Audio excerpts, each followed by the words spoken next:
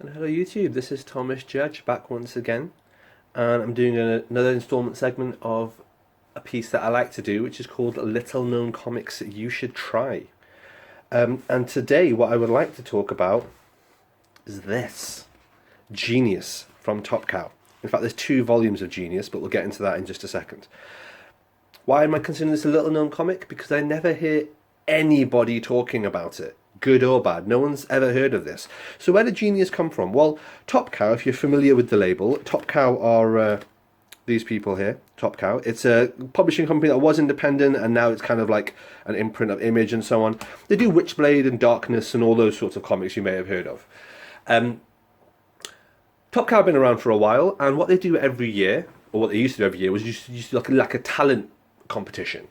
And they do talent competition. They do something called pilot season. And back about 10 years ago, they did something called a pilot season, which was a case of every single issue was the first issue of a new proposed ongoing series. And they normally have like 5 or 10 or whatever random pilots, and then people vote and the most popular ones get an ongoing series. Anyway, Genius won that. It won that back in, I think, 2013 or something like that. Now, it's written by someone called Mark Bernardin. And if you're not familiar with Mark Bernardin is an established comic book writer, not massively mainstream or like, hugely successful, but successful enough, definitely. You probably know him, if from anything, from the Fat Man Beyond podcast with Kevin Smith. He's that dude. So he wrote this. He wrote the pilot issue that was part of the Top Cow pilot season, I think 2012, 2013. It won. I think it came 2nd or 3rd in terms of numbers. And so they did this series, and no one ever talks about this series. And good God, they should, because it's amazing. Let me just read through the blurb in the back, because it's probably better if I read this blurb than anything I'll be able to say. So, every generation has its military genius. Hannibal of Carthage, Genghis Khan, General Patton, each shaped by his time. What if the second coming of Alexander the Great wasn't a privileged diplomat or a battle-hardened soldier, but a teenage girl from South Central Los Angeles named Destiny? Orphaned at birth and a perpetual victim of police brutality, this incomparable strategic genius finds herself uniting the city's organized criminals, gangs, thieves, and thugs, turning them against a corrupt system. Representing an unparalleled threat, Destiny incurs the wrath of the LAPD, the National Guard, and a lone detective determined to uncover her true origin, before her war for justice engulfs the entire country.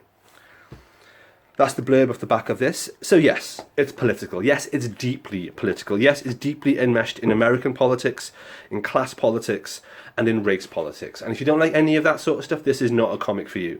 But if you do have an interest in that, good God, Genius is absolutely incredible. Let's look at the first volume. So this was called Genius. It was 5 issues long. It came out in 2015, like I said, written by Mark Bernardin.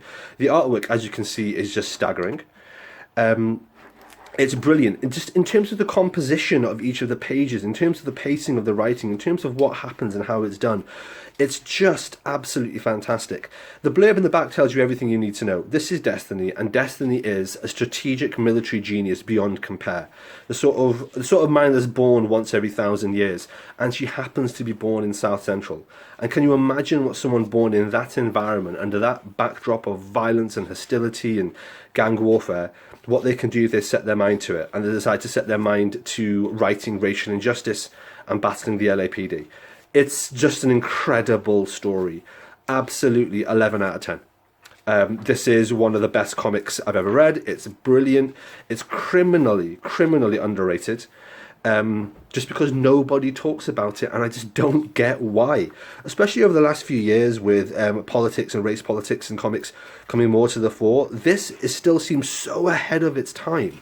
And it has such powerful and useful things to say that it's just baffling to me that it's not well known. And if there's anything I can do, is just to say to people, go out and buy this. Go out and read this. This is brilliant. If enough people buy it, maybe we'll get a hardcover edition. Because it is just absolutely off the hook. It is absolutely brilliant. That's all I can say. I don't want to give any spoilers other than just to point out that thing it said at the back about, we'll find out her true origin. Don't worry, she's not like an alien or something like that. Like, it nails the landing. It absolutely nails the landing for this series. It's just great. I haven't read much by Mark Bernardin, but this is just fucking staggering. And I would strongly recommend, if you've got an interest in that sort of thing, to really check it out. At the back here, it's got a bit of a preview of another Top Cow series called The Tide, which I haven't as yet read. But yeah, this is just a great comic no one talks about. If you're into your politics, if you're into your contemporary non-superhero comics, this is absolutely in the utter top tier. So that's the first series, which is 5 issues long, and that came out in 2015. It was popular enough that it spawned a second series. So this is called Genius, and then it was called Cartel, as you can see here. So this was another set of issues 1 to 5 again, so the numbering started again. And in this instance, it continues the story directly on from Destiny, and I'll be honest, it's not as good. It's a good story. This holds its own with anything else that you'd get like Deadly Class or Umbrella Academy. It has a similar kind of feel, but it's just not as good as Volume 1. This is much more by the numbers. In some ways, it's, I don't want to say predictable, but it's stories where I've seen aspects of these stories before in other Image comics, and it's good. It was a fun read. I'm glad I bought it. I'm glad I read it. I'm glad I have it in my collection. But if they did a hardcover deluxe edition and it only included that other volume and it didn't include this, I'd be fine. I'd be totally fine. This is a good story, and I guarantee once you read the first volume of Genius, if you like it half as much as I did, you will run out and you will buy this because you'll hope that this is as good. It's not. This is just good, but it's not an 11 out of 10 comic. It's good. It's interesting. It's nothing I haven't seen before in some aspects or other. That said, it's well written, it's well drawn, it's well paced. It just isn't as groundbreaking and as iconoclastic as the first volume of Genius. I can see why after this came out there wasn't a third season, there wasn't another set of Genius comics, which is a shame because if there was, I still would have bought it.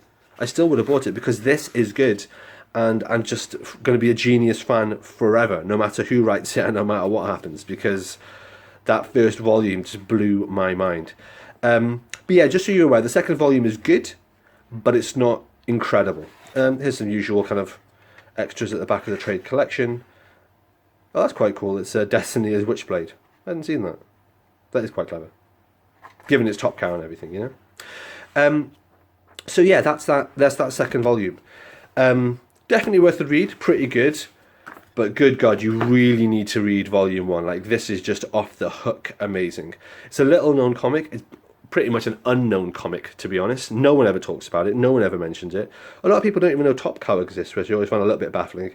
And this is really niche Top Cow. We're getting really into the weeds here. But I can't stress enough. Genius. By Top Cow.